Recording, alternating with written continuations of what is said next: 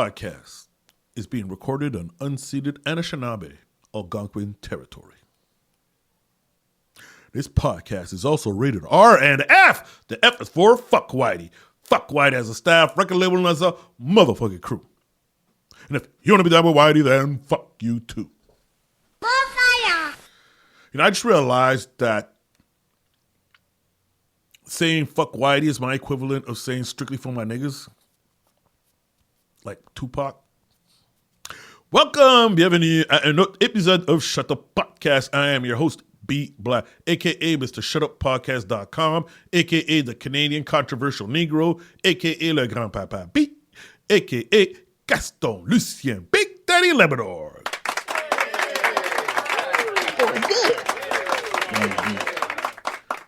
That boy good indeed. Today's date is August 26, 2020. Oh, wow, 2026. How am I just noticing that? 26/8/26. Do the knowledge. All right.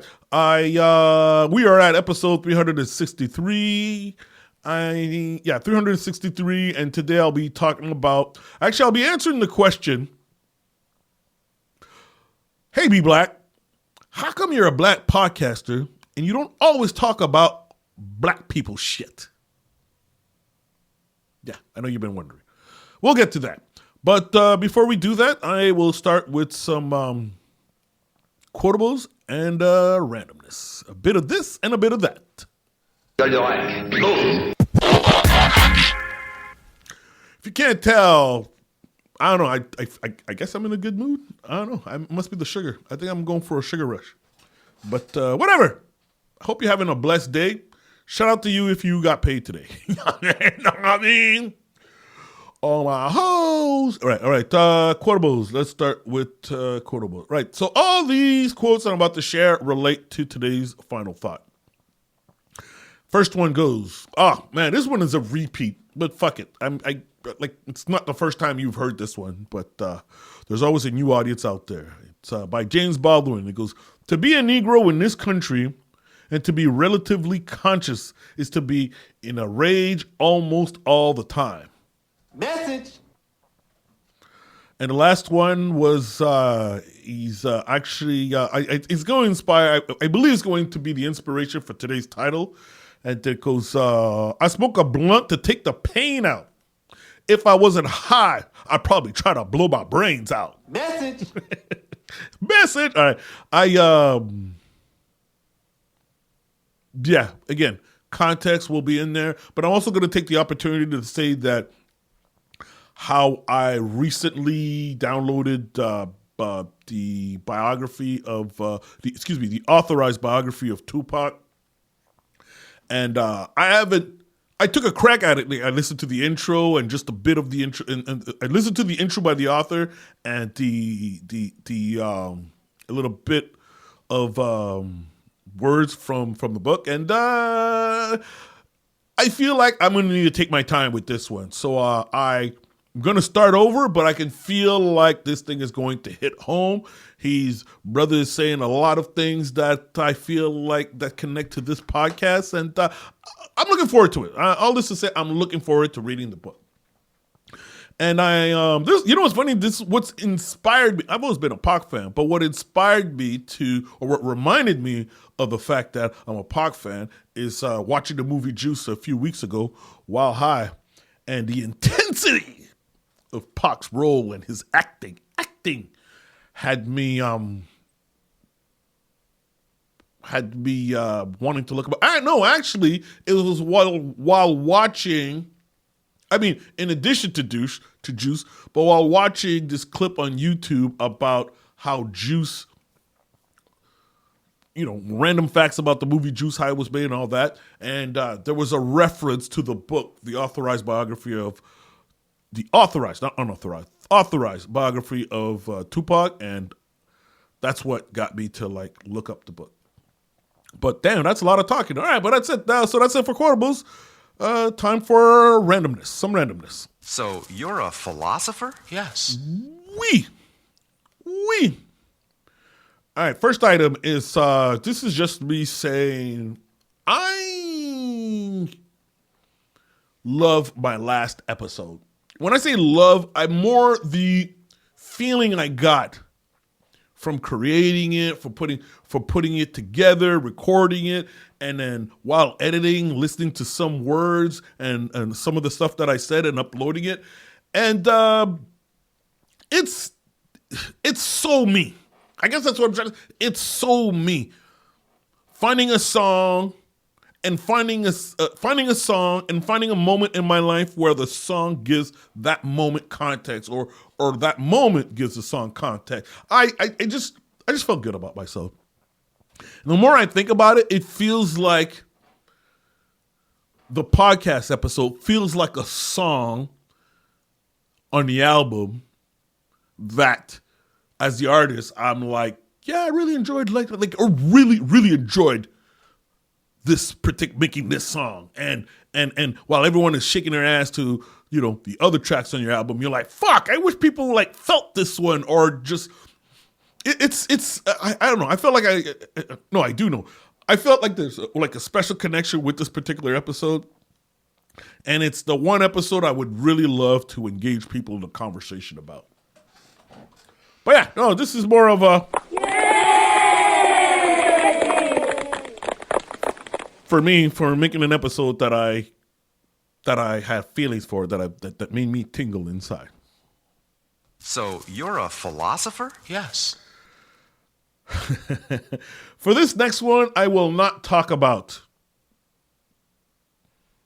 Mark Carney's decision to abandon the trade talks with the United States, because one, I am not enlightened enough to talk about it. Two, I am going to use this segment as an excuse to say in the show notes there will be a link to an explanation by Canadian content creator Unlearn16. I'm a fan of this person, and they explain how, in my words, how Trump is trying to play us like a hoe. Okay, essentially, she breaks down what was the deal, and what was the deal, and to the point you'll be like, yeah, I would walk away. Well, fuck that nigga, And also, come on, man, this is Trump. At a certain point, fool me once, shame on me, shame on you. Fool me twice. At a certain point, you gotta be like, okay, yeah, art of the deal, my ass. It's whatever deal you make with this guy, he's playing you. There's no you gotta be smarter than him, ask smarter than him, or see his cards before you actually deal with him, because he doesn't fight fair, doesn't play fair, and not a man of his words. I'm just saying. Again, like I said, I will not be talking about it. So you're a philosopher? Yes. What I like about this so you're a philosopher button, it's my way of saying shut up, B, in a kind way. For this next one, okay, I'm going to make it a habit of playing clips and not commenting on it. It's the equivalent of, when people replay other people's videos and they're on the side and they point at it. Well, this is one of those. It's one of those clips that I can't add to it. The creator said everything that needs to be said. So why can a Confederate flag still fly proudly and be called heritage, while the Nazi flag is only recognized for what it actually represented? So the Confederate flag represents people who fought to keep black people enslaved. And when slavery ended, the segregationists, they dusted it off to fight civil rights. So my question is, why are we protecting the heritage of slavery? But okay, quick story. So when I was young, I watched a World War II movie with my grandmother, who was a Holocaust survivor. A swastika appeared on the screen, she was old, and she literally peed herself. That symbol wasn't history to her. Her body remembered the actual terror that it represented. So I can't even show a swastika in the video without risking Instagram taking the whole thing down. But guess what I can show proudly if I'm a racist? A Confederate flag. So we've all spoken with people who don't think these symbols are comparable. But why aren't they? Because America has indoctrinated us to believe that they aren't. So think about this. The Dukes of Hazzard put the Confederate flag on the coolest car on television and sold it as rebellious fun. Georgia's state flag today is basically the Confederacy's first national flag with a state seal slapped right on top. So I was never taught to even think about what the Confederate flag meant to the black community. I just saw the South and kept moving, while they saw people who fought to keep their ancestors in chains. So when I say the swastika represents terror within the Jewish community, nobody tells me to respect its other meaning. So when black people say the Confederate flag represents terror to them, why the fuck do we tell them it means heritage? So this isn't about deciding which tragedy was worse. It's about how indoctrination taught us to treat one group's terror as sacred and the others as Southern nostalgia. Message. All right, I did promise not to say anything, except the content creator's name is David Says Stuff, and links will be in the show notes. So you're a philosopher? Yes. All right, for this one, I'm going to start it off with R.I.P. Dolly Parton, and it's another video I'm just going to play but it's important to acknowledge the name of the content creator. His name is, bear with me. Okay, all right, found it. All right, so content creator's name is Pearl Mania. He's very popular. If you see his face, you know what I'm talking about. Pearl Mania 500, and I believe his full government name is Alex Perlman. You know, red beard, and but he's I love his take on for Dolly Parton. What do you call it? What's that speech you said at a funeral, obituary, whatever? Hear him out. We should never forget that Dolly Parton chose to not be a billionaire. Because she could have. Dolly Parton made so much money, she could have let her money make money. But instead, she chose to reinvest in people and her community. And today, when I went to my mailbox on the day she died, there was proof of that sitting right there waiting for me. It was this book right here, Forts, from the Dolly Parton Imagination Library. Since the day my son has been born, once a month, the Dolly Parton Imagination Library, in partnership with local nonprofits, has mailed my son, like millions of American kids across America, a book for his parents to read to him, to foster a love of reading and literacy and dreams and wonder. And when my son gets home, we'll unwrap this and we'll read it. But she sent many books to us. She sent this book. It's called A Little Emotional. Because again, Dolly Parton spent millions of dollars making sure that kids were not illiterate. She wanted to make sure that kids knew how to read, how they could understand the world around them, and that they could understand how to process their emotions. This is what she spent her money on instead of buying Twitter. She sent the animal song to my son instead of trying to buy an election. She sent little poems for tiny ears instead of trying to spread misinformation about fucking vaccines. She sent dandelion magic to our front door instead of villainizing fucking trans people. J.K. Rowling. She sent Kayas for kindness instead of trying to go and harp even more on dividing us as a people. She sent Llama Llama meets the babysitter instead of going and reinvesting in Palantir. She sent the big slide instead of making sure we slid into fascism. She said, how we say I love you instead of making us hate each other. She said, let's explore the seashore instead of buying flock cameras. She said, don't lose Mr. Cuddles, a book all about loss and how to get around and over these feelings through your family. She sent birding for babies, and she sent my son's favorite book, Gaga Mistake Day, a book about how you can hang out with your grandmother and be silly and make mistakes and everything will be all right. That pile is proof of why Dolly Parton will be remembered and loved.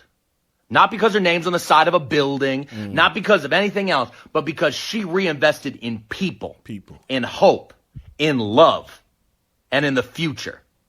I would like Jeff Bezos and all the other ones to remember that as they're looking down at us from their fucking rockets, because that's the closest those fuckers will get to heaven, because only angels like Dolly deserve to be up there. Amen, brother. Oh, man. Amen.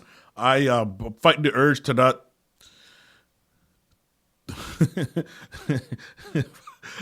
I'm fighting the urge to say, man, fuck Elon Musk and Bezos and all them niggas, whatever. And but I'm more focused on the idea of or how the life Dolly Parton lived that led to so many people wanting to say nice things about her or acknowledge how much her passing is a loss. There's something significant about that. And I think the biggest takeaway for me is how when you get old and you start to realize what life is actually like, and you're just so disappointed or whatever. It's like getting used to the idea that, okay, life is not fair. It's part of maturity. It's being able to accept that. Anyways, one of them was growing up Christian was living the kind of life Dolly Parton lived. And I think it's well skilled. How do I say that? I don't think it was an act. That's my point. When I was growing up Christian, what I was doing was an act. I was trying to convince people that I was a nice person so that they would show up at my funeral with something nice to say. Then what happened is realized that, hey, you can't make everyone happy. So you're better off just making yourself happy and take it from there. But for her, I believe she was being authentic, and her authenticity led to so many people being like, damn, we lost a good one. So it's a skill. It's a skill. It's a talent. I believe it's a talent. To me, it's a skill. But again, R.I.P. Dolly Parton, and I agree with everyone's sentiment that Grand Reaper, you took out the wrong person. So you're a philosopher? Yes. So much for my attempt to end that on a positive note. All right, the last one is, maybe I'm going to make a part 2 for this, but I feel like it somewhat relates. I could have fit that into the final topic, and it's just a thought that I've had on my mind, but I'm feeling like my algorithm is fucking with me, man, or fucking with all of us. Well, for one, I'm not helping the situation. I have an addiction to doom scrolling, like so many of us with cell phones, and to make it worse, like I catch myself going, no, it's like a crack pipe. But I catch myself just being on there, and it just occupies my time. Like I have a need to occupy my time, and doom scrolling helps. But I've been thinking about how much my algorithm, I swear, is trying to keep me in a state of aggravation. And I don't think I'm the only one. I might need to make a part 2 on it. And yeah, sure. Granted, I just shared with you some really good content. But what you're not seeing is all the shitty content I had to go through before I got to the good one. And it's always shit like, yo, the world sucks. White people are fucking with you, fucking with black people. It's unfair. Like it's again like constant. Like I'm constantly being reminded on how difficult it is to exist in this world as a black person. Not just. I'm wondering if you're queer person, whether you're having that same problem. If you're a woman, you're constantly being reminded that anytime you might get raped. White people are probably getting like, yeah, it's fucking you. You're taking everything. You're fucking thinking, rise up, white man. I don't know, but I feel like we got it all wrong. We all thought Skynet was gonna rise and like blow. Nah, they're going after our. It's going after our mind. I might need to make a part 2 on it, but the bottom line, I feel like I'm being fucked with by my algorithm. So you're a philosopher? Yes. All right, that was it for randomness. Where am I? Planet Earth. And yeah, time to jump to feature thought. Final say. So many names. So many names, right? Right. So many names. Final say, last word. But before I do that, I'm going to take a very quick break. All right. Hey, I'm good on time. All right. Let's. I really don't want to go on a lot, but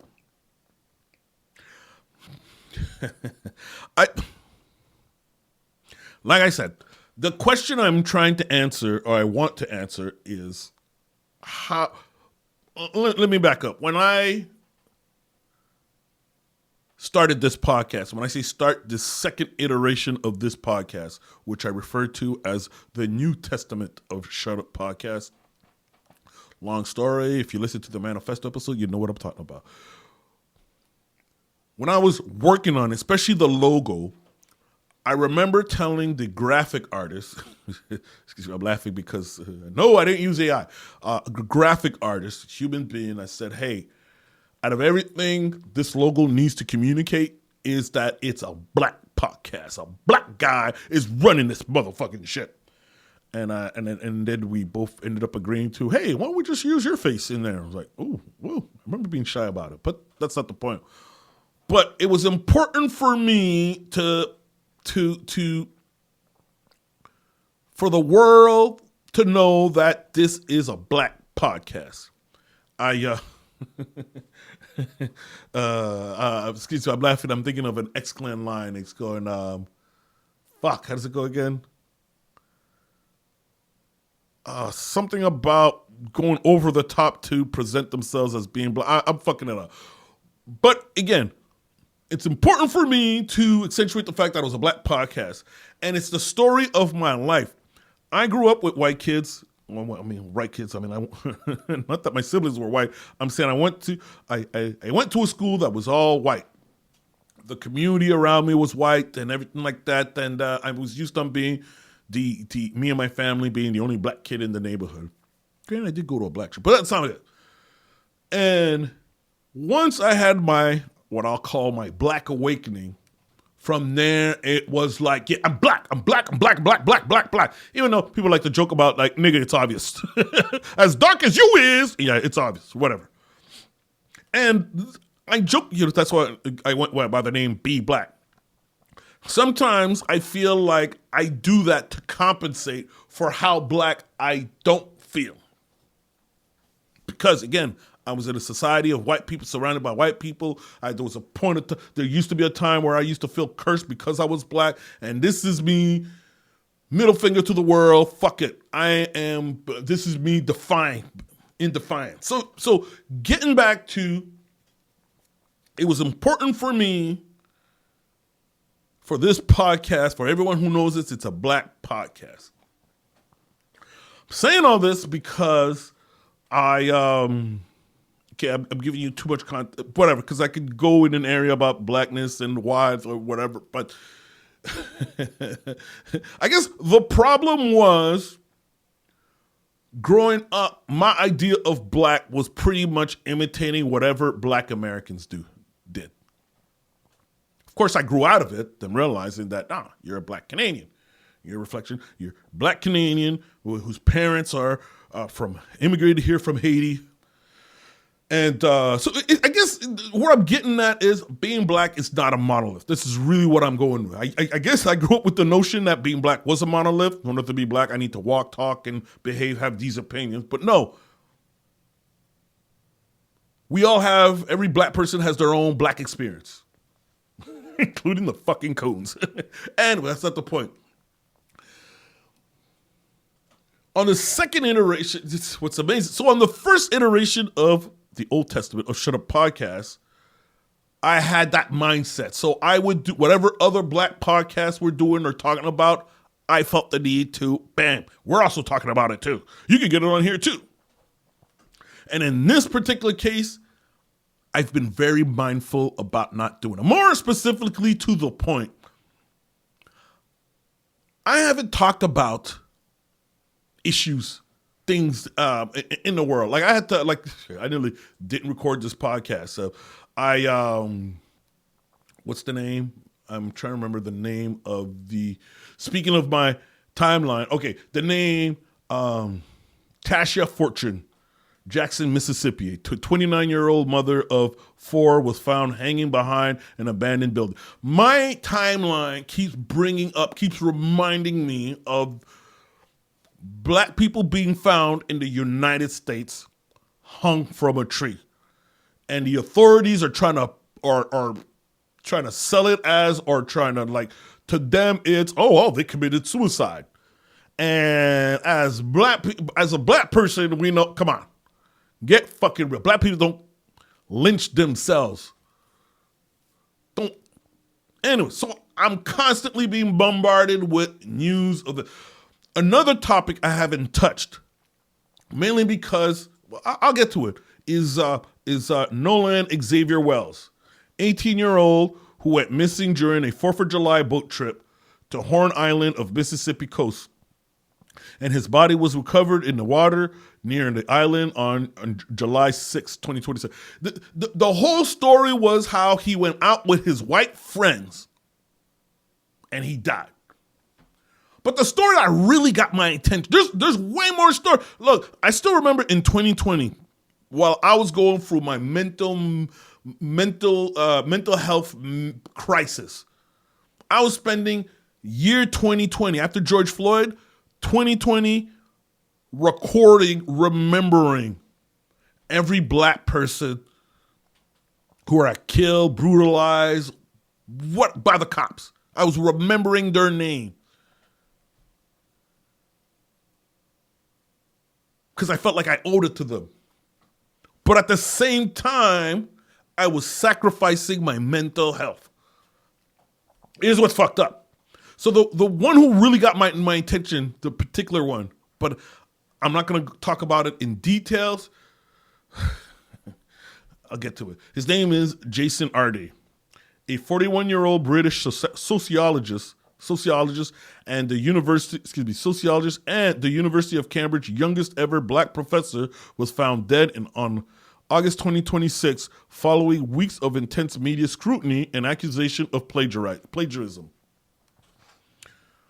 I won't go into details. You could look up the story, but brother was accused of plagiarism by a fucking white racist piece of shit, cracker ass, fucking dust, piece of shit white boy who likely couldn't cut it with his rest of his colleague, but the best he can do is create a mob to... Anyways, Jason Arde killed himself over this accusation, which turned out, from what I understand, turns out to be bullshit.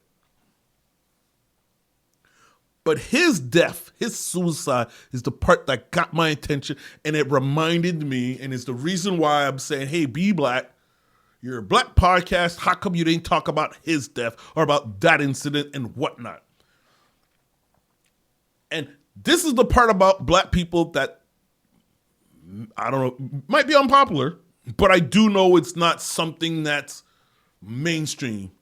But part of fucking being black is navigating through the system and maintaining your fucking mind, not letting these motherfuckers drive you crazy.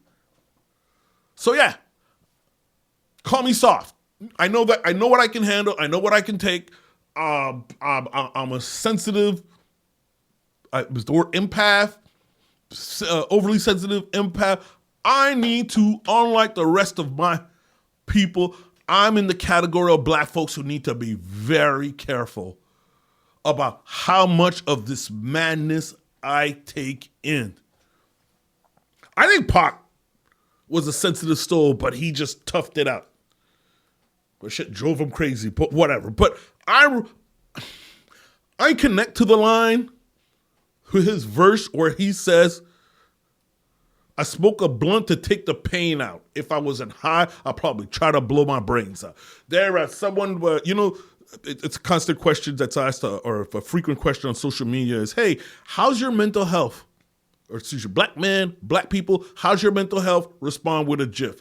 Every time someone asks me that question, the first thing that comes to mind is responding with someone getting high. And the idea for me is maybe my mental health isn't as bad as it used to be during 2020. But right now it's at a state that it's easy for me to talk about it while I'm high. Maybe I'm doing well, maybe I'm not doing so well, but I do know that a more accurate representation is I'm coping, I'm maintaining, I'm keeping my head up. What's that line? Trying to stay hard in a harsh that's cold. Wait, what's it? What's that line by Bugging Out? Am I gonna fight? No, I'm not gonna look it up. Yeah. Trying to stay hard in a cold world. And it's yeah.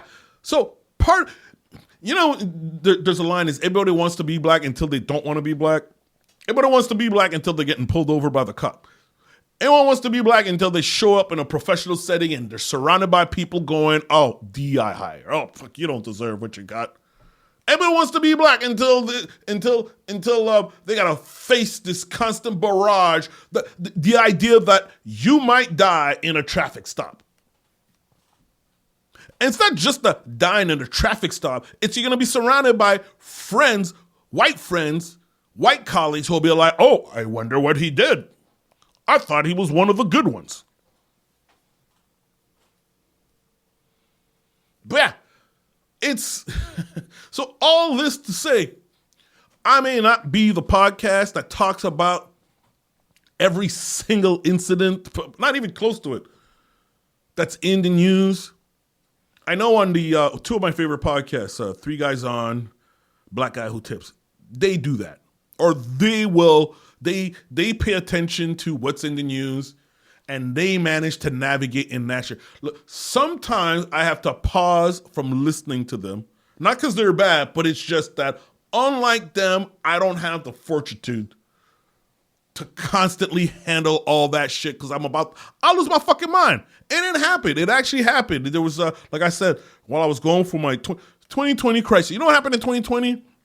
The death of George Floyd. That shit fucked with me, man. Unlike most people, I'm sure it fucked with a lot of people, but me, it fucked with me to a point where I ended up in therapy, being like, and pretty much, and I was like, yo, I'm tired. I can't be black. I'm tired being black. I can't handle it. I can't do gotta be twice as good as the white man. I can't stop complaining, just fucking persevere, just whatever. But I had reached the point where I was like, uncle, I'm done. I can't fucking do. And that's why I ended up having to talk to a black therapist to be like, yo, I can't do it like y'all, man. I'm done. This shit is too hard. And it's this constant expectation of being strong that was just. So that's why I understood Jason Arday's death. Because I can picture being overwhelmed by public opinion or forgetting that, just being overwhelmed. I just get it. So all this to say that if there's a big takeaway is, black people, fight the fight, but pay attention to your mental health. I don't know. I'm just saying, man. I think we got an opportunity. We're like the fortunate generation who can, maybe not all of us, but a few of us can take the time to take a pulse, to be like, whoa. Am I taking on more than I can? So yeah, I purposely mentioned Black Guy Who Tips, Three Guys On, because if that's the kind of stuff you want, a black podcast, is that for you a black podcast needs to talk, like they would be the ones I would direct you to. But me, every once in a while, I'm going to talk some shit. I'm going to talk about whatever I'm going to do what I can manage to do. There. I said what I needed to say, got it out of my system. And yeah, on the last episode, I talked about how, hey, if I put out an episode on Wednesdays, it's a bonus episode. Consider yourself lucky, you ungrateful fuck.